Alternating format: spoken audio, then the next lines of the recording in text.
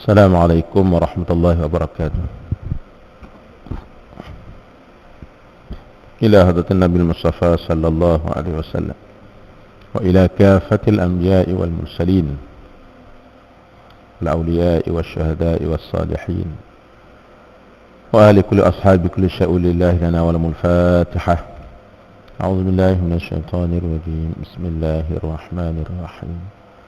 الحمد لله رب العالمين الرحمن الرحيم مالك يوم الدين. إياك نعبد وإياك نستعين. اهدنا الصراط المستقيم صراط الذين أنعمت عليهم غير المغضوب عليهم ولا الضالين. آمين. اللهم صل صلاة كاملة وسلم سلاما تاما على سيدنا محمد الذي تنحل به العقد وتنفرج به الكرب وتقضى به الحوائج وتنال به الرغائب وحسن الخواتم ويستسقى الغمام بوجهه الكريم وعلى آله وصحبه في كل لمحة ونفس معنا لكل معلوم. بسم الله الرحمن الرحيم. الحمد لله رب العالمين والصلاة والسلام على أشرف الأنبياء والمرسلين وعلى آله وصحبه أجمعين. اللهم رب اشرح لي صدري ويسر لي أمري واحلل عقدة من لساني يفقه قولي. رب يسر ولا تعسر وتمم بالخير. اللهم رب زدنا علما ورزقنا فهما. اللهم فقهنا في الدين وعلمنا التأويل. وصلى الله على سيدنا محمد وعلى آله وصحبه أجمعين. أما بعد. InsyaAllah tuan-tuan muslimin dan muslimat yang dirahmati Allah, pada pagi ini kita berada dalam satu taman daripada taman-taman syurga Allah. Sebelum kita bertemu dengan Allah, taman syurga Allah ini ada dua atas muka dunia. Pertama ialah di antara kubur Nabi dan mimbar Nabi. Di situ dikatakan Raudhah Riyadul Jannah, satu taman daripada taman-taman syurga Allah. Jadi siapa yang berhajat untuk masuk taman syurga sebelum mati, satu berada di Madinah. Yang kedua, taman syurga yang berada di merata-rata tempat, iaitulah majlis ilmu. Lain daripada itu Nabi tak sebut bahawa ia taman syurga, cuma sebut pahala. Jadi pada pagi ini kita alhamdulillah selesai salat subuh secara berjamaah. Kemudian kita tunggu sekejap, kita duduk untuk sama-sama kita menarik, memohon mencari rahmat daripada Allah dan keberkatan hidup kita dengan cara kita belajar, berada dalam majlis ilmu. Selama mana kita berada dalam majlis ilmu, selama itulah kita berada dalam rahmat Allah, pengampunan Allah sepanjang masa, dan kita didoakan oleh seluruh makhluk baik di langit dan di bumi, hingga ikan di dasar lautan. Kata Nabi SAW, semua itu mendoakan kesejahteraan, keampunan buat kita. Inilah berita gembira yang Nabi sendiri beritahu kepada kita dengan mulut Nabi yang mulia sallallahu alaihi wasallam. Cuma tak ramai orang yang minat, walaupun promosi hebat begitu. Tu dia. Kita ni kalau promosi turun harga minyak 1 sen, tak apa. Tak usah kata 10 sen, 1 sen je. Promosi untuk 2 hari je, itu penuh di pam minyak. Kenapa? Pasal lepas tu akan naik balik 20 sen. Penuh beratur. Turun 1 sen je. Wah, 1 sen tak sen. Kita masuk pasal minyak turun. Jadi nak ceritanya kita 1 sen bersungguh kita beratur di pam minyak. Ya Allah Ta'ala janjikan kepada kita bukan 1 sen. Pahala, satu pahala sebenarnya lebih baik daripada dunia dan seisinya. Tapi orang tak peduli pun. Satu pahala nak banding dengan dunia dan seisinya, baik satu pahala lagi. Ada aku kisah? Ada kisah apa pun? Tak peduli. Duduk gitu. Jadi pada pagi ni alhamdulillah, insya-Allah kita cuba tengok mutiara kata hadis Nabi sallallahu alaihi wasallam. Moga-moga menjadi peringatan kepada kita untuk kita terus maju, cemerlang dalam beragama, insya-Allah. Baik, pada pagi ini saya sengaja memilih satu hadis, kalau kira ikut susunan, iaitu hadis yang ke-13 daripada kitab Mustika Hadis. Hadis yang ke-13. Hadis ini menceritakan tentang rukun-rukun agama. Rukun agama. Iman, Islam dan juga ihsan. Lepas tu kalau orang tanya kita, rukun agama ada berapa? Pening kita. Tapi kalau tanya, rukun negara, pejam mata, boleh baca kita. Rukun negara, kepercayaan kepada Tuhan. Kita pun ingat selalu. Akhir sekali, kesopanan dan kesusilaan. Ingat kita rukun negara. Orang tanya rukun agama, tak biasa dengar pula. Rukun agama. Hak biasa dengarnya rukun iman, rukun Islam. Rukun agama. Sebenarnya ada rukun lah tu. Cuma bila mana kita belajar, tahulah kita. Bila mana tak belajar, maka tak tahulah kita. Walaupun agama itu sendiri ada rukun. Rukun agama 3. Iman, Islam, ihsan. Itu panggil rukun agama. 3 tak bercerai. Islam, iman, Islam, ihsan. Yang dalam bahasa fuqahanya, dia meletakkan bahawa tauhid, fiqh, kemudian akhlak ataupun tasawuf. Itu 3. 3 ni tak boleh kita asingkan. Dahulukan di antara satu sama lain, ia serentak. Baik. Maka ingatlah kita, fahamlah kita, rukun agama 3, iman, Islam, ihsan. Dan apakah itu iman, Islam, ihsan? InsyaAllah kita akan tengok Nabi sendiri yang akan mensyarahkannya. Melalui hadis yang kita akan baca ini, hadis yang ke-13 daripada susunan Mustika Hadis jilid yang pertama. Kitab Mustika Hadis. Baik, kita tengok. Bismillahirrahmanirrahim. Wa bihi qala an Umar bin al-Khattab radhiyallahu anhu qala bainama nahnu julusun 'inda Rasulillah sallallahu alaihi wasallam dhata yawmin idh tala'a 'alaina rajulun shadidu bayadi thiyabi shadidu sawadi sya'ri la yura 'alaihi atharu as-safari wa la ya'rifuhu minna ahadun حتى جلس إلى النبي صلى الله عليه وسلم فأسند ركبتيه إلى ركبتيه ووضع كفيه على فاخذيه وقال يا محمد أخبرني عن الإسلام فقال رسول الله صلى الله عليه وسلم الإسلام أن تشهد أن لا إله إلا الله وأن محمد رسول الله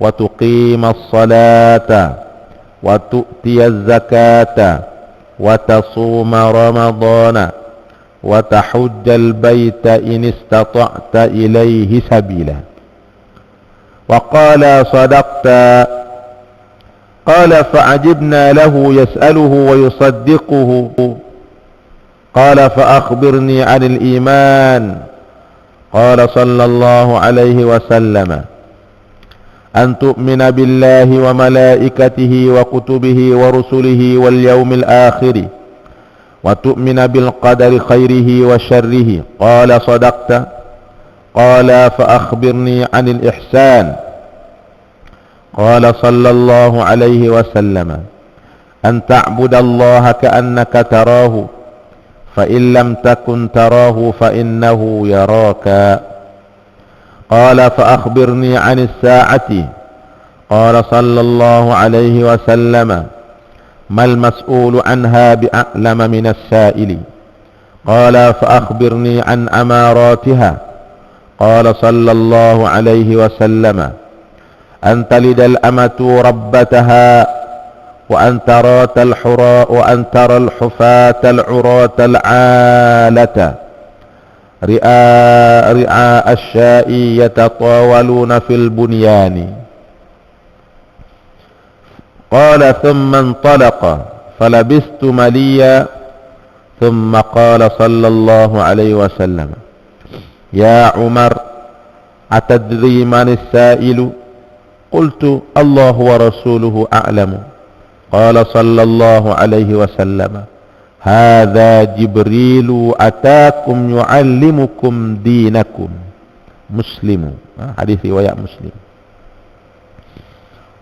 Itu mantan hadis. Cuba kita tengok terjemahannya. Dari Umar bin Al-Khattab radhiyallahu anhu katanya, pada suatu hari dalam majlis kami sedang duduk di sisi Rasulullah sallallahu alaihi wasallam.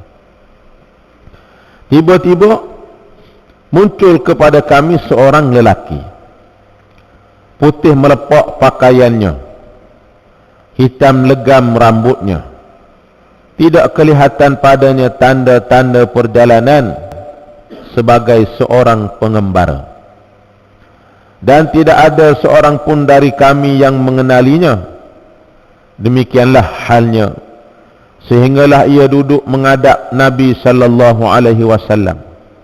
Lalu ia menemukan kedua lututnya kepada kedua lutut baginda sambil meletakkan kedua tapak tangannya atas kedua pahanya serta berkata, wahai Muhammad, berilah tahu kepadaku tentang dasar-dasar Islam. Maka Rasulullah sallallahu alaihi wasallam menerangkan, dasar-dasar Islam itu ialah engkau melafazkan kalimah syahadah, yakni meyakini serta menerangkan kebenaran bahawa sesungguhnya tiada Tuhan yang berhak disembah melainkan Allah, dan bahawa sesungguhnya Nabi Muhammad ialah pesuruh Allah, dan engkau mendirikan sembahyang dan memberi zakat serta berpuasa pada bulan Ramadan, dan juga engkau mengerjakan haji ke Baitillah jika engkau mampu sampai kepadanya. Mendengarkan penerangan baginda yang demikian, ia berkata, benarlah apa yang Tuan katakan itu. Kata Umar, maka kami merasa hairan terhadap orang itu. Ia bertanya kepada baginda dan ia juga mengesahkan benarnya, yakni sebagai seorang yang mengetahui perkara yang ditanyakan itu. Kemudian ia bertanya lagi, berilah tahu kepadaku tentang iman. Nabi sallallahu alaihi wasallam menerangkan, iman itu ialah engkau beriman kepada Allah, malaikatnya, kitab-kitabnya, rasul-rasulnya, serta hari akhirat, dan engkau beriman kepada takdir yang ditentukan oleh Allah, baiknya dan buruknya. Mendengarkan yang demikian, ia berkata, benarlah apa yang Tuan katakan itu. Kemudian ia bertanya lagi, berilah tahu kepadaku tentang ihsan. Nabi sallallahu alaihi wasallam menerangkan, ihsan itu ialah engkau mengerjakan ibadat kepada Allah Ta'ala seolah-olah engkau melihatnya, yakni memerhatikan keadaanmu. Kiranya engkau tidak dapat melakukan yang demikian, maka ingatlah bahawa Allah Ta'ala tetap melihat, memerhatikan keadaanmu. Kemudian orang itu bertanya lagi, selain itu maka berilah tahu kepadaku tentang masa berlakunya hari kiamat. Nabi sallallahu alaihi wasallam menjawab, orang yang ditanyakan mengenai hal itu bukanlah seorang yang lebih mengetahui dari yang bertanya. Orang itu bertanya lagi, jika demikian maka berilah tahu kepadaku tentang tanda-tanda kedatangan hari kiamat itu. Nabi sallallahu alaihi wasallam menerangkan, tanda-tanda itu ialah engkau akan dapati adanya hamba perempuan yang melahirkan anak yang menjadi tuannya, dan engkau akan melihat orang-orang yakni penduduk desa yang berkaki ayam, tak selipar, ia tidak berpakaian sempurna, yang miskin menderita, yang menjadi gembala kambing, bermegah-megah dan berlawan-lawan antara satu dengan yang lain dalam perkara membina bangunan-bangunan yang tinggi. Umar berkata, kemudian orang itu pun pergilah. Maka tinggallah aku beberapa hari memikirkan halnya dan hendak mengetahui siapa dia. Kemudian Rasulullah sallallahu alaihi wasallam bertanya kepadaku, sabdanya, wahai Umar, tahukah engkau siapa orang yang bertanya itu? Aku menjawab, Allah dan Rasulnya jualah yang mengetahui. Pada saat itu Rasulullah sallallahu alaihi wasallam menerangkan, orang itu ialah Jibril. Ia datang untuk mengajar kamu akan agama kamu. Ini hadis riwayat Muslim. Itu tengok terjemahan. Baik. Maka jelaslah pada kita di sini melalui hadis ini, itulah yang keluarnya rukun Islam, rukun iman dan ihsan. Kalau orang tanya tasawur berkenaan dengan Islam, tasawur ni ialah pandangan sepintas lalu. Apa itu Islam? Maka Islam itu secara dasarnya 5 ini. Orang yang nak masuk Islam, kalau belum Islam, dia kena mengucap syahadah. Mengucap syahadah dulu. Asyhadu an la ilaha illallah wa asyhadu anna Muhammad Rasulullah, dengan syarat-syaratnya. Maknanya kalau orang yang boleh bercakap, kena ucap dengan mulut, tak boleh dia isyarat. Dengan bahasa Arab, kalau dia boleh berbahasa Arab. Mengetahui makna asyhadu an la ilaha illallah wa asyhadu anna Muhammad Rasulullah, kita kena jelaskan pada dia maknanya. Dan dia tidak boleh mengucap asyhadu an la ilaha illallah mula-mula, kemudian tangguh dulu, besok baru asyhadu anna Muhammad Rasulullah. Dia kena ucap terus kedua-dua kalimah tersebut. Maka masuklah ia ke dalam agama Islam. Apa yang convert pindah, balik kembali pada asal. Kita panggil apa? Muallaf. Muallaf. Jadi orang Islam sendiri pun ramai juga macam muallaf. Lama dah dalam Islam tapi tak tahu benda. Tadilah tanya rukun agama, tak tahu. Ingat rukun Islam, ingat-ingat lupa. Maknanya kita panggil orang yang baru masuk Islam ini muallaf. Tapi ramai orang Islam yang sudah Islam lama tapi sifatnya sama dengan muallaf. Inilah kita nak belajar. Sebab itu kita kena faham. Ya, Islam mengucap 2 kalimah syahadah, salat 5 waktu, keluar zakat jika ada, sampai Ramadan kena puasa, duit ada lebih, sampai musim haji kena pergi haji. Ini asasnya, dasarnya. Adakah cukup kita buat sekadar 5 tu? Tak cukup. Tu dipanggil rukun. Rukun ni maknanya tiang. Ruknu ni tiang. Kita kalau buat rumah ataupun bangunan, ni bangunan kita sini ni, McNavi ni, kalau orang jual rumah hanya ada tiang je, takat tiang lah, tak ada dinding, tak ada apa, kita beli duduk tak? Tak duduk. Walaupun kata rumah, tapi rumah tak siap. Rumah dah ya, rumah naik tiangnya. Ada 5 batang tiang. Bangunan ada 5 tiang. Lepas tu dinding tak ada, atap tak ada, ada tiang. Tiang dengan lantai. Orang tak duduk. Jadi maknanya orang kata ada rumah lah, duduk tak duduk.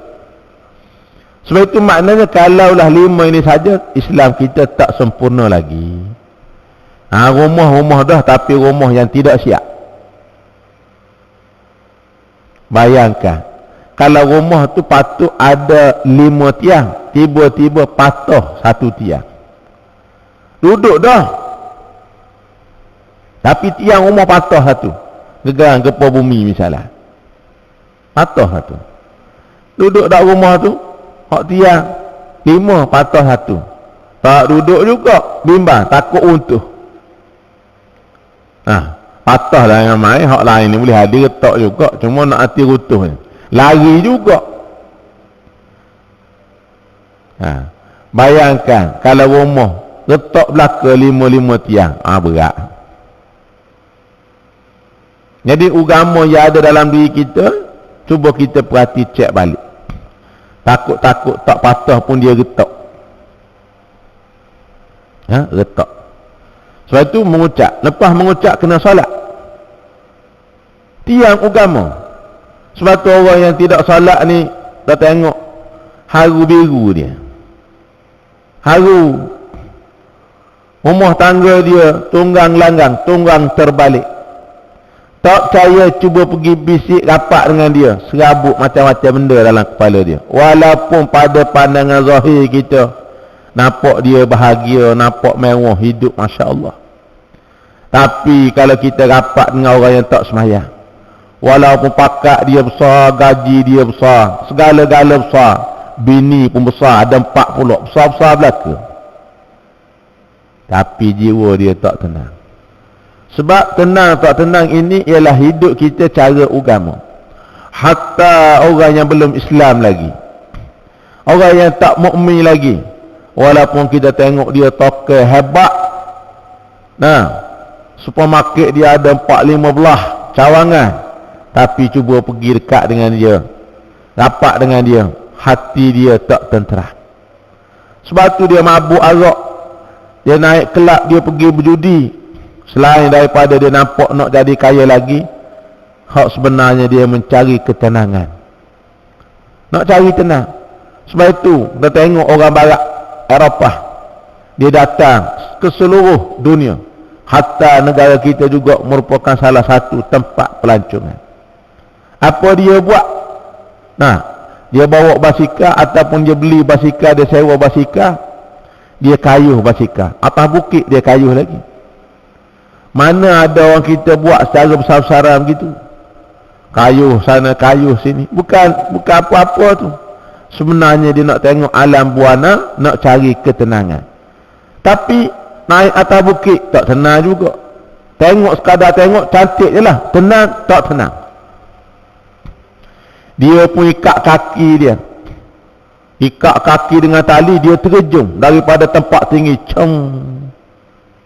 melantung balik. Lepas tu dia buka tali, dia pun turun. Tak tenang juga. Macam-macam kan dia buat. Nak cari tenang tu, naik puncak bangunan, terjun. Apa kerja, tak ada pada langsung. Kalau putus tali, mampu.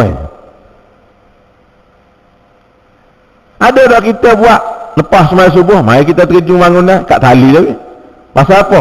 Sedap nak cari ketenangan. Oh, tenang apa? Nak terjun tu pun orang upah 1000 tak terjun dah, bimbang. Lepas tu terjun pula, tenang apa kita rasa, nak tercabut nyawa berasa. Tak tenang apa? Tapi dia buat juga pasal dia nak cari ketenangan. Bukan ketenangan dengan cara tu. Ketenangan yang sebenar ialah ketenangan bila mana kita boleh mengamalkan agama. Tu baru tenang. Batu orang yang tidak mengamalkan agama, carilah apa sahaja pun makanan semalam, nak suruh jiwa kita tenang, dia tak akan jadi tenang. Sebab itu solat ni dia tenang. Kita orang solat lah, orang tak solat tu dia serabut dia pasal jiwa dia kacau. Tengok kita tak? Kita tengok orang solat, kita tengok orang solat berasa tenang dah. Isteri kita solat, suami kita solat, anak kita solat, Allah berasa sedap jiwa kita. Walhaq, bukan kita solat, kita tengok orang solat. Cuba kita tengok isteri kita tak solat, suami kita tak solat, walaupun gaji kita beribu, poket kita penuh duit, dalam bank simpanan banyak duit, tapi serabut aku tak tengok ni orang tak sembahyang. Allah serabut. Nak tidur serabut, bangun tidur serabut, kerja, makan. Tapi jiwa serabutlah duduk dengan orang tak salat. Sebab tu Nabi SAW menyebut dalam satu hadis yang pendek. Nabi kata, waju'ilat qurratu aini fis salah. Allah jadikan pada aku ini sejuk mata hati, mana tenang jiwa aku bila mana aku dapat salat. Nabi bila mana dapat salat, Allah berasa seronoknya. Kita kalau solat panjang-panjang, Allah bila mana nak siap ni? Berasa lama lah, berasa Allah. Walha tak sampai 10 minit pun, tapi berasa lama. Tapi dia duduk sembang kedai mamak 3 jam, sekejap je rasa. Sekejap je, 3 jam. Odai, tarik air, sembang sikit, 2-3 tajuk. Allah, 3 jam. Tapi solat punyalah lama. Kita kena ubahlah sikit-sikit, insyaAllah. Jadi Nabi bila mana solat, Allah berasa seronoknya. Sebab tu Nabi SAW dalam bab sunat ni, solat sunat panjang. Ya. Mula Nabi solat sampai subuh 2 rakaat. Tak banyak, 2 ya. 2 rakaat. Sampai subuh. Panjang. Kita baca Fatihah tu pun kerana dia rukun. Kalau tak perlu baca Fatihah, rasanya Charlie Chaplin lajunya kita. Jadi kita surah tak baca dah, baca Fatihah ya. Kira sah. Tu je kita. Tuan-tuan. Jadi inilah dikatakan rukun Islam. Solat, lepas mengucap kena solat. Pastikan diri kita, anak isteri kita, keluarga kita semuanya solat. Kalau tak solat, rumah tangga kita tak berkat. Berkat apa tuan-tuan? Berkat. Orang Melayu kita ni suka guna kalimah berkat. Allah berkat hidup dia. Nak tanya dulu, berkat tu apa dia? Berkat. Yang kita kata berkat. Apa berkat tu? Berkat itu apa? Pagi ni biar kita tahu. Berkat bahasa Arab kata ziyadatul khairi. Ziyadatul khairi artinya bertambah kebaikan dalam hidup kita. Berkat umur kita, semakin banyak umur kita, semakin baik bertambah dalam hidup kita. Dulu kita sembahyang dah, tapi tak cukup 5 waktu. Maka kita cukup 5 waktu. Dolo-dolo kata tega. Dolo-dolo tak sama dengan sekarang. Dolo sembahyang juga, tapi lewat-lewat baru kita solat. 5 waktu dah cukup, tapi lewat.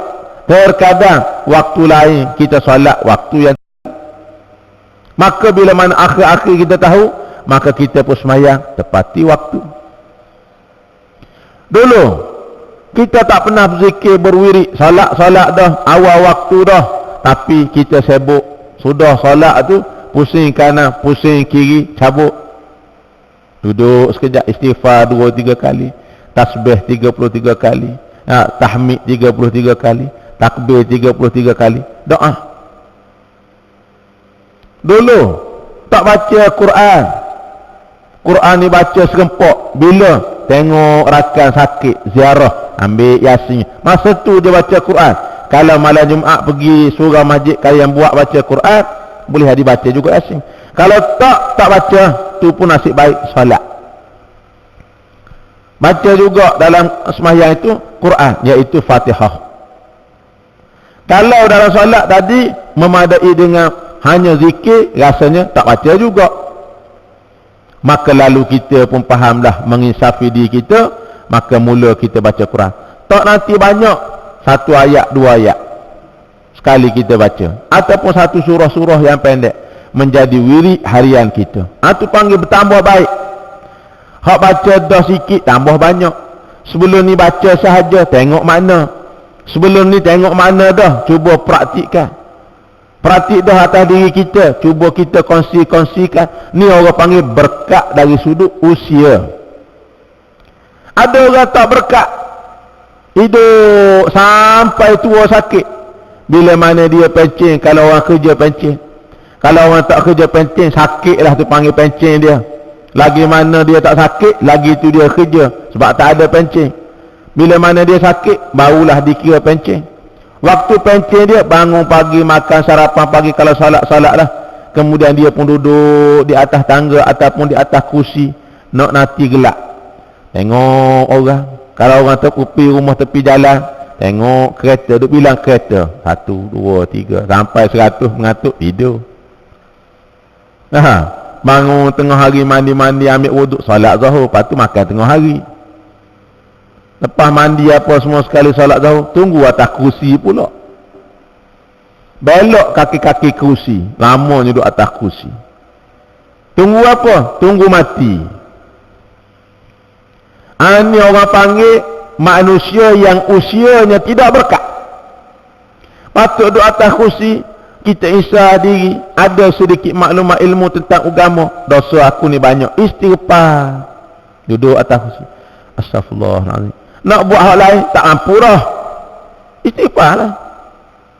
Tak ada, tunggu nanti anak cucu kata, Tok, mari makan nasi. Inilah yang kita tengok banyak berlaku dalam hidup kita. Kalau ini berterusan, artinya usia kita tidak berkat. Mana tak bertambah benda baik. Tahu nak mati, tapi persiapan untuk mati. Maka kita cari sumber halal dah, tapi tak ikut cara Nabi. Macam mana? Nabi kata tiap perkara yang kita nak mula baca bismillah. Ada, dia kira ambil nasi, duduk, tangan kalau basuh lah, tak basuh lah. Dia gau. Dia pun belasah, habis pinggang, sedap, tambah sepinggang lagi. Kena 2 pinggang, sendawa, basuh tangan. Habis. Bismillah pun tak baca, alhamdulillah pun tak baca. Makan ngak. Allahu Akbar. Kalau letak kambing sebelah, tak utut dalam pinggang, tak nasi, tak dia 2 tu, serupa. Cuma kambing itu binatang makan rumput, kita ni binatang manusia yang makan nasi dengan lauk. Ya. Manusia ni, kalau ilmu falsafah dia kata, mal insan, ma huwal insan. Siapa manusia? Manusia ni dia kata ialah hayawanun natiqun, satu makhluk yang bernyawa hidup, cuma dia boleh bercakap. Itulah manusia.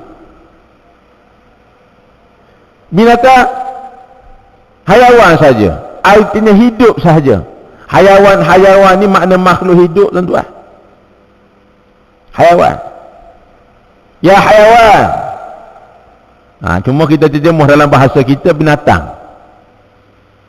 Sebab tu manusia ni kalau orang panggil, "Hei binatang," jangan marah. Cuma orang tak panggil lah, mungkin orang kesak sikit. Tapi memang kita ni binatang. Cuma binatang yang boleh berkata-kata. Jadi artinya kalau semata-mata definisi takrif manusia itu, dia sama dengan kambing. Cuma kambing tak boleh cakap, kita boleh cakap. Hidup sama-sama hidup, makan sama-sama makan, minum sama-sama minum, serupa, tak ada beza. Kalau sekadar manusia atas dasar nama manusia. Yang membezakan kita ialah ada agama dengan tidak ada agama. Itulah penilaian di sisi Allah. Kalau sekadar hidup jadi penilaian, kambing pun kena nilai juga. Tapi kalau kita kata begitu, orang marah. Apalah ustaz ni, sama kawan dengan kambing pula. Habis tu nak sama dengan apa? Nak sama dengan orang hutan, berat lagi. Baik sama dengan kambing, bau kambing.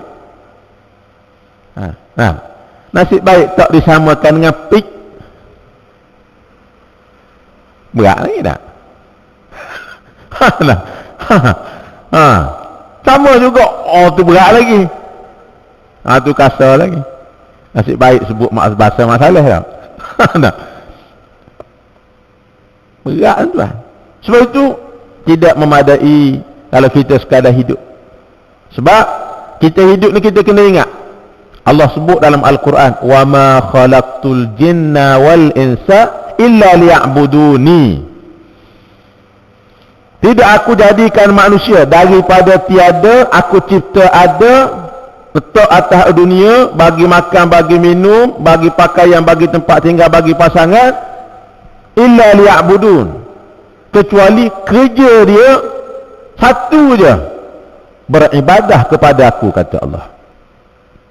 Sebab itu dunia ni Allah buat untuk manusia. Kita menafas tarik oksigen tak? Nasib baik Allah tak minta bayar balik ya. Kalau jenis bayar, mati lama dah kita, tak mampu nak bayar, mahal. Ni oksigen yang kita sedup ni. Nasib baik dia tak jualnya. Allah Ta'ala tak jual. Kalau jual penat macam ubat lelah, asma. Mahal tu kalau kita beli. Penat sangat pergi dekat tabung hak besar lagi. Kena bayar. Penat. Tapi Allah bagi kepada kita oksigen, kita boleh bernafas. Bagaimana hidup kita ni boleh bernafas, tarik nafas, lepas nafas, tarik lepas. Beribu-ribu kali kita bernafas seharian. Tak lain tak bukan Allah kata suruh beribadat pada aku ya. Tiba-tiba kita hidup atas muka bumi Allah. Buat macam dunia kita ni mak bapak kita yang punya. Ialah mana ikut sesuka hati kita. Nak semayang. Tak nak semayang, sudah. Apa susah? Diri saya ustaz. Saya tak menyusahkan ustaz sikit pun. Makan saya tak pernah minta dengan ustaz RM10. Tak ada. Minum saya tak minta supaya beri pada saya minum. Saya tak ganggu orang. Saya tak nak semayang. Itu urusan saya. Baik, awak makan tu saya apa buat? Walaupun bukan saya buat, tapi awak makan saya nak tahu. Awak makan siapa buat? Allah buat. Baik, Allah nak apa dengan kita? Situ kena faham. Allah suruh kita beribadat. Habis tu awak makan, kenapa awak tak nak beribadat? Awak jawab atas dunia ni tak ada masalah apa tuan-tuan. Kita boleh selamat. Tapi di hadapan Allah, jawab. Ini. Sebab itulah semakin banyak nikmat yang Allah beri, Allah tuntut kepada kita bersyukur. Allah minta kita syukur ya. Syukur artinya kita gunakan segala nikmat yang Allah berikan kepada kita berbetulan dengan agama. Biar betul dengan agama. Allah bagi kita sihat, kita boleh beribadat. Allah bagi rezeki kita lebih, kita boleh kongsi dengan orang lain, boleh bantu orang lain. Itu sebenarnya. Ya.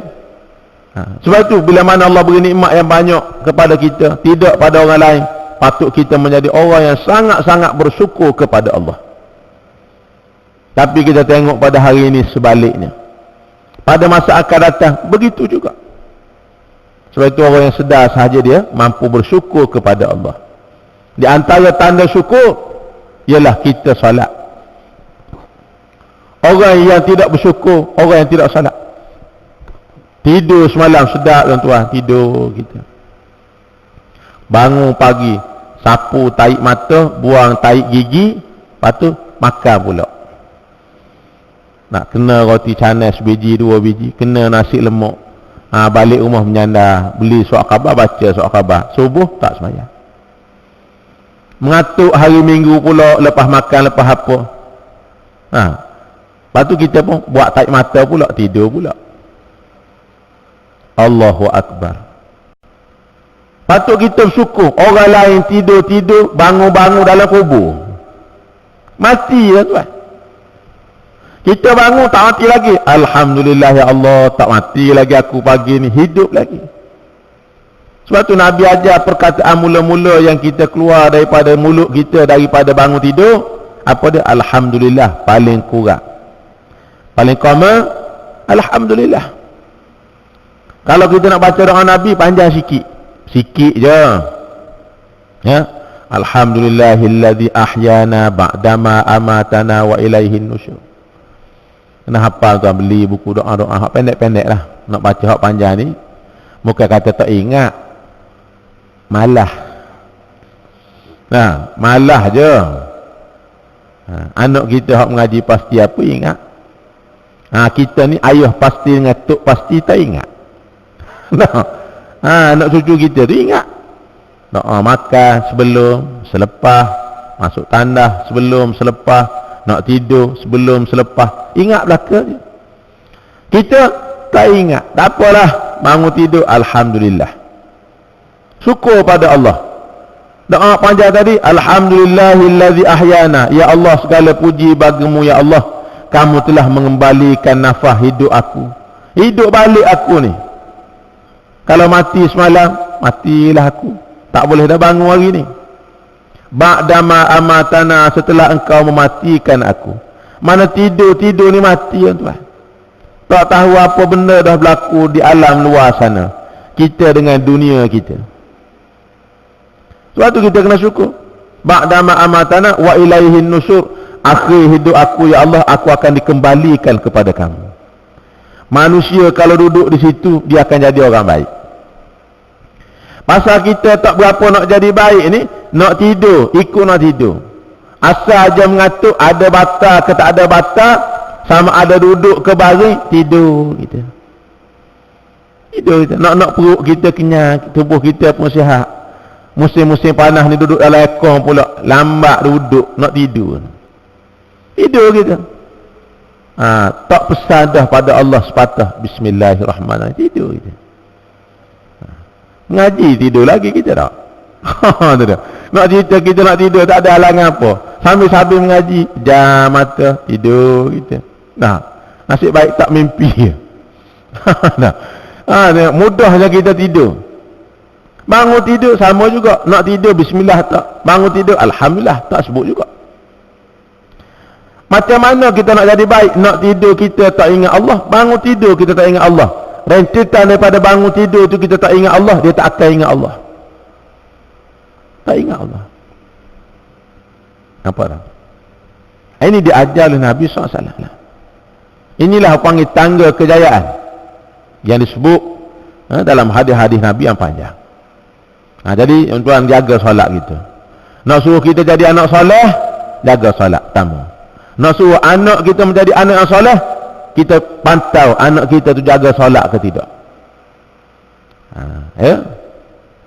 Inilah nak cerita agama. Dalam bab agama orang tak peduli. Dalam bab benda hidup manusia peduli. Ingat ada setahun dua lepas, kita tengok dalam dada akhbar, dia janji dekat anak dia, kalau Along Angoh berjaya, ayah akan beli kereta mini cooper pintu 2. Kalau berjaya dalam apa? Dalam UPSA Jepun. Bukan berjaya dalam SPM, beli mini cooper pintu 2. Ada tak kita pernah pesan, ataupun ibu-ibu ayah-ayah dia pesan pada anak dia, kalau Along Angoh semayang, ayah nak tengok setahun tak pernah tinggal, ayah beli mini cooper pintu 2. Ada? Pabak lahung orang utara kata tak ada. Tak janji dalam bab agama supaya digemarkan, dia beramal dengan agama. Tapi dalam bab akademik yang ia merupakan fardu kifayah, bersungguh kita menekan anak kita supaya dia rasa seronok untuk lebih maju dalam akademik dia. Janji yang bukan-bukan, bawa melancong lah apa, habis ribu-ribu tak apa, asalkan Along berjaya. Tapi dalam bab solat ada tak? Tak ada. Nak janji apa, dia sendiri pun tak semayang. Ramai orang apa tak semayang. Lepas tu nak suruh anak jadi anak yang soleh, pergi pak motivasi, bukan main ustaz ceramah motivasi gini, Allah gini-gini. Ya kita sendiri tak jadi soleh pada kedua orang tua kita. Kita nak anak kita jadi soleh pada kita. Mustahil. Mustahil. Sebab tu kita nak jadi soleh anak kita, biar kita mula-mula itu merintis menjadi soleh kepada dua orang tua kita. Walaupun tak jadi soleh sebagaimana orang yang soleh tu, apalah, paling-paling tidak kita boleh follow sikit-sikit. Ayah kita semayang tak tinggal, kita semayang tak tinggal juga, tak apa dah. Tuan-tuan tengok anak-anak kita, adik-beradik kita, tak usah kata orang lain yang berada di IPTA, IPTS, belajar akademik semalam, tapi semayang tak semayang. Tak semayang. Hak tu kita kata bukan pikap rendah, bukan pikap menengah, universiti. Tak semayang. Tuan-tuan tak percaya, pergi dekat asrama, tanya wadah.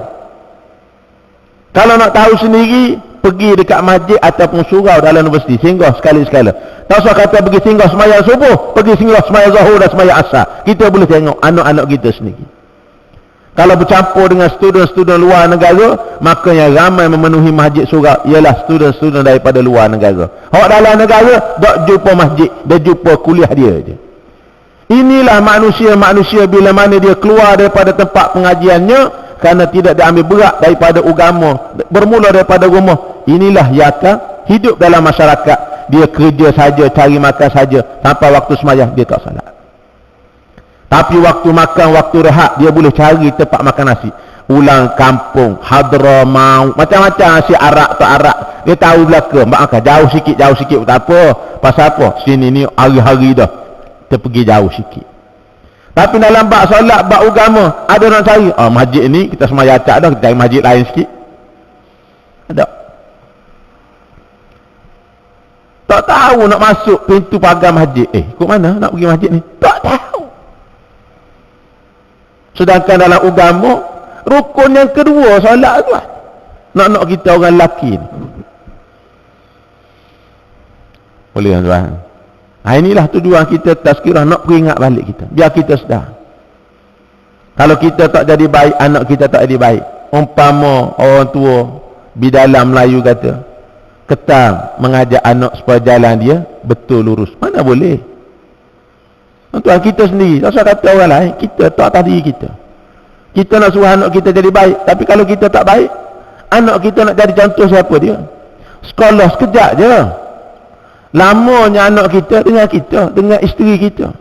Sebab tu anak kita hari ni kalau yang perempuan mendedahkan aurat, pasal dia tengok orang rumah kita dedah aurat. Keluar rumah beli ikan, beli sayur, pergi pasar, tudung tak pakai baju ketat, seluar ketat. Nak suruh anak kita pakai tudung, nak suruh anak kita tutup aurat, lambatlah nanti kucing bertanduk dulu apa. Pasal mak dia ajar dia gitu dah. Dia tengok mak dia tak pakai tudung, takkan aku nak pakai tudung. Illa man rahimah rabbi, kecuali beberapa orang yang dipilih oleh Allah nak beri kefahaman agama, dia berubah, ada kesedaran. Berapa kerak. Tapi biasanya hak jadi baik ialah daripada susu galuh keluarganya yang telah baik. Ini pada adat biasanya. Nak cari orang baik daripada orang yang tak baik ada, tapi boleh bilang dengan jari. Betul tuan. Hak kita baik dah ni, cuba kita cek keluarga kita. Ayah kita, mak kita jenis orang baik dah, walaupun tak sebaik orang-orang lebay-lebay di kampung. Tapi mak ayah kita jenis orang baik. Tuan-tuan tengok orang-orang yang tak baik, bukan kata kita nak hina, tetapi sebagai pengtibaran. Cuba pergi cek mak ayah dia. Adakah mak ayah dia ni seorang yang baik kepada anak dia? Kita pergi cek, rupa-rupa mak ayah dia lebih teruk daripada anak dia. Lebih teruk kan tuan. Dia tahu cari makan macam hayawan di hutan. Ada anak kecil cari makan bawa balik, nak suruh anak dia besar macam dia je. Mana ada hayawan-hayawan di hutan atau motivasi anak dia jadi advance daripada dia? Tak ada. Dia kira cari makan untuk hidup je. Hari ni manusia jadi gitu. Dia dapat anak, dia pelihara anak dia biar besar je. Dia berbangga dengan anak dia ramai, berbangga anak dia sihat besar dan sebagainya. Sekadar tu je. Tapi dalam bab agama tak dinafikan orang peduli agama. Ni kita nak cerita hak tak peduli agama lah. Hak peduli agama pun hari ni alhamdulillah makin ramai kesedaran. Sebab tu tak sembahyang. Ini cukup menduka citakan kita. Walaupun dari sudut hak lain itu maju, alhamdulillah.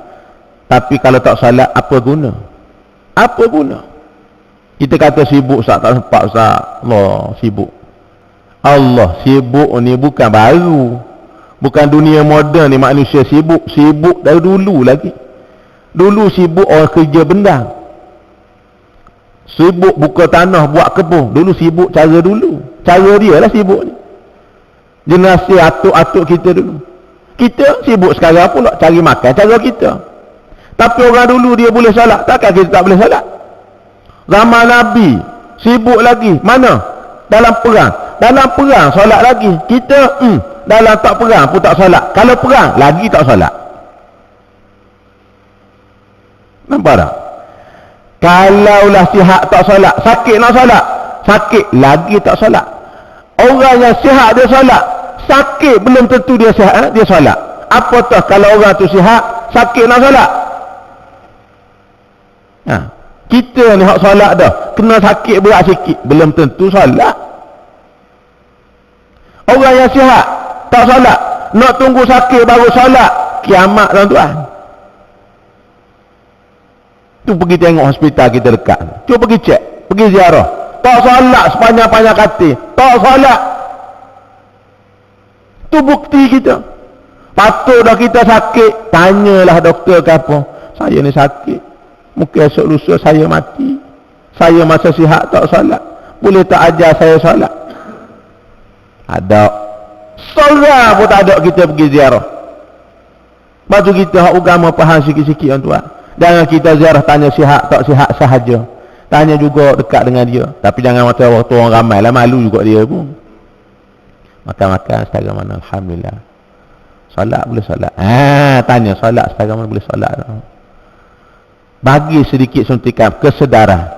Oh, dia pun kata, Allah nak solat macam mana, waya penuh tubuh pun boleh solat, tak ada apa. Tak apa ambil wuduk, kita tayamum. Panggillah nah ke apa, minta tolong bantuan. Ataupun anak cucu kita, anak kita, adik kita, kakak kita, pesan dekat dia. Oh, air ambil buka sikit, aku nak berwuduk. Bawa tau mineral. Lepas tak ada air. Basuh. Basuh ni bukan siapa mandi ambil wuduk. Ambil wuduk ni rata air siapa titik je. Apa sulah turun daripada katil sikit, duduk tepi tu ujung, ambil wuduk sikit. Apa tolak-tolak. Minta bantuan. Tapi dah kerana masa sihat tak solat, tunggu mati je lah orang ni. Nanti orang tolong solat, nak harap dia solat tak solat dah. Sebab tu agama dia ajar kita supaya kita nombor 2 kena solat. Tuan-tuan, ni baru rukuk Islam.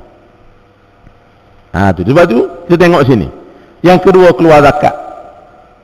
Zakat ni sikit boleh hadiah orang keluar lagi. Kalau banyak mikir 10 kali. Kita ni pasal zakat fitrah ni murah je. RM7 seorang. Boleh keluar lah. 7 kali 10 orang baru RM70, tak sampai 100 lagi. Mudah kita keluar. Tapi kalau orang meniaga, aset dia berjuta-juta, dia pun congok-congok Allah, beratus ribu zakat. Mula dia pun rasa sayang. Lepas tu zakat, kalau kita solat saja, kita tak keluar zakat, amalan kita Allah gantung, tak terima. Begitu juga manusia, solat malah, tapi zakat dia keluar, dia mudah bantu orang dengan zakat dia, juga Allah tak terima zakat dia, Allah gantung. Dari sudut syariat, lepaslah dia, tak perlu diqadha zakat. Tapi dari sudut agama, Allah tak terima, sebab dia tak salat. Begitu juga manusia yang salat, tapi kalau ada zakat, dia tak keluar zakat, Allah tak terima. Berapa ramai kita tengok sahabat-sahabat kita yang Allah beri kemewahan, kekayaan, bisnes, berjaya. Tapi kalau kita minta zakat, mudah dia cepat. Tapi kalau kita nak jumpa dengan tempat salat, sorry tak jumpa. Ada orang solat rajin, bisnes berjaya, tapi minta zakat, kedekut punya orang. Ada juga. Macam-macam tuan. Allah buat kita. Sebab itu kedua-dua sekali. Ada setengah orang kata, kan, ulama kata, hubungan kita dengan Allah menegak, iaitu solat. Hubungan kita sesama hamba Allah, iaitu melentang, iaitu dengan zakat. Semaya kita dengan Allah, zakat kita dengan Allah, dan kita kena bantu sahabat-sahabat kita susah melalui zakat. Barulah hubungan kita itu menjadi erat. Kenapa? Kerana ada sedikit bantuan. Contoh, kita bantu adik-beradik kita yang susah, kita bantu saudara-saudara kita yang susah, maka dia pun rasa Allah, jasa kita bagus. Mintalah panjang umur ke engkau. Pasal apa? Tahun depan boleh hadir, boleh buat zakat balik. Dia doa panjang umur pula pada kita. Walha, memang tu hak dia, dia bukan hak kita. Cuma ada pada diri kita. Memang hak dia, kita tak boleh makan. Walaupun kita cari titik peluh kita, bukan rompok hak orang. Tapi itu hak dia. Dia pun terima kasih. Sebenarnya kita terima kasih dekat dia. Terima kasihlah kerana awak boleh terima zakat saya. Kalau awak tak boleh terima zakat, pergi ke Baitul Mal, pergi ke pusat zakat. Jadi ada orang yang seumpama ini, kita boleh tunaikan zakat. Zakat ni ialah pembersih harta kita. Sebagaimana pakaian kita boleh basuh dengan air, guna sabun, pewangi, bawangi, bersih balik, macam baru balik. Tapi kalau harta kita nak basuh macam mana? Tanah. Nak basuh tanah, segenggam boleh basuh tuan. Dan tanah ni kalau kita basuh pun, dia tak bersih dah. Nak keluar warna tanah tu. Pasir boleh basuh, tanah tak boleh basuh. Bagaimana Allah bagi tahu pada kita, nak suruh tanah kita bersih, duit kita dalam simpanan bersih, bisnes kita bersih, penternakan kita bersih, ialah melalui zakat. Bila mana kita keluar zakat, maka Allah bersihkan seluruh harta-harta yang ada pada kita. Bila mana bersih, Allah janjikan harta kamu akan berlipat kali ganda. Bersih artinya subur. Subur apa makna simbolik daripada subur? Artinya akan berganda-ganda. Sebab itu kalau orang tu, kalau dia jenis orang kaki bisnes, dia keluar zakat dengan baik, bahkan ada pula sumbangan-sumbangan, insya-Allah perniagaan orang ni cepat maju. Tapi kalau sebelum daripada ni masa sikit bisnes dia tu, dia keluar zakat, bila mana Allah maju dia tak keluar zakat, insya-Allah tak lama dia akan bankrupt. Pokai pandailah Allah buat. Perniagaan dia jatuh mudung. Hilang dia terbakar. Pekerja dia ada masalah. Dia sendiri bermasalah. Allah buka pintu-pintu maksiat. Dia akan gunakan harta dia tu tak tentu pasal. Akhir sekali merudum. Tengok. Sebab tu Allah buat semua sekali ni tuan-tuan. Ialah untuk kebaikan kita. Dan akhir ialah rukun Islam. Pada pagi ni cuba kita tengok, renung. Panjang lagi tu kita syarah semula. Yalah, kalau kita ada rezeki, tubuh kita sihat, laluan dia aman, maka pergilah ke Mekah dalam usia yang kita bertenaga lagi, muda lagi. Pergi. Kalau dah ada duit, pergi. Jangan tunggu. Jangan tunggu. Orang dulu tok kita tu pasal apa tak pergi Mekah? Tua dah, letih sangat dah. Sebab tak ada duit, dia simpan sikit-sikit. Bila dapat usia dia dah mencecah 50-60 tahun, baru cukup. Sebab tu dia pergi dalam usia yang lanjut. Bukan dia nak pergi masa tu. Kalau dia ada duit lebih juga, dia nak pergi dalam waktu sihat-sihat. Sebab tu kita, kalau Allah beri keluasan dari sudut harta nikmat dunia, pergilah awal-awal ke Mekah.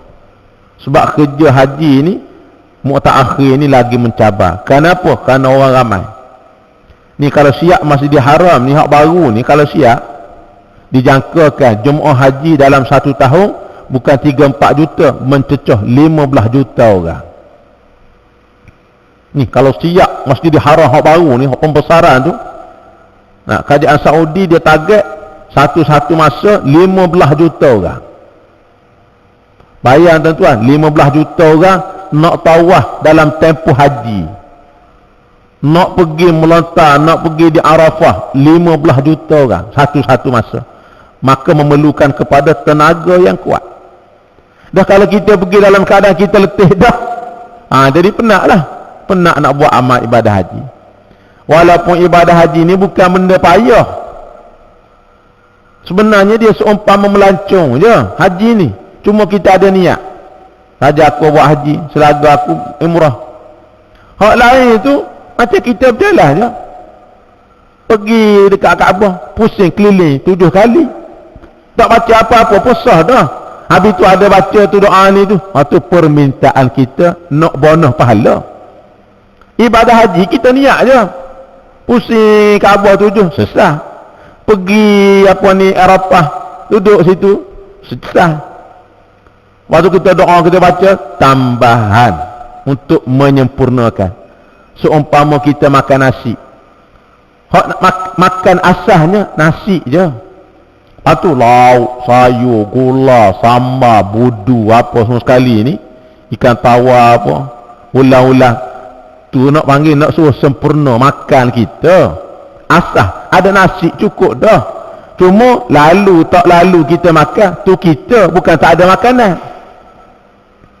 Sebab tu bila mana kita ajak orang pergi rumah kita, pergi makan nasi rumah, dia tak sebut dah makan nasi dengan lauk, ikan bakar, kambing golek, dia tak sebut. Dia kira sebut makan nasi. Pasal apa? Asasnya nasi. Walaupun dia datang rumah kita, kita pergi rumah orang, nasi kita tak makan pun, makan lauk je, tapi asasnya dia sebut makan nasi.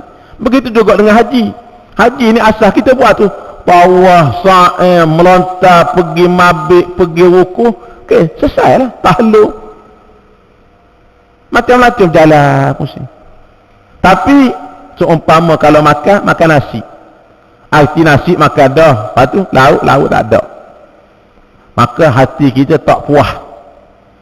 Pasal apa banyak tu? Adakah kita makan semua sekali lauk satu meja kita seorang? Dah, ada sayur sikit, sambal sikit, cencaluk sikit, budu sikit, ulan ni. Ambil sikit Allah. Sikit-sikit je. Maka kita makan tu puas hati sepenuh. Patu air pula 4 jenis, gergak.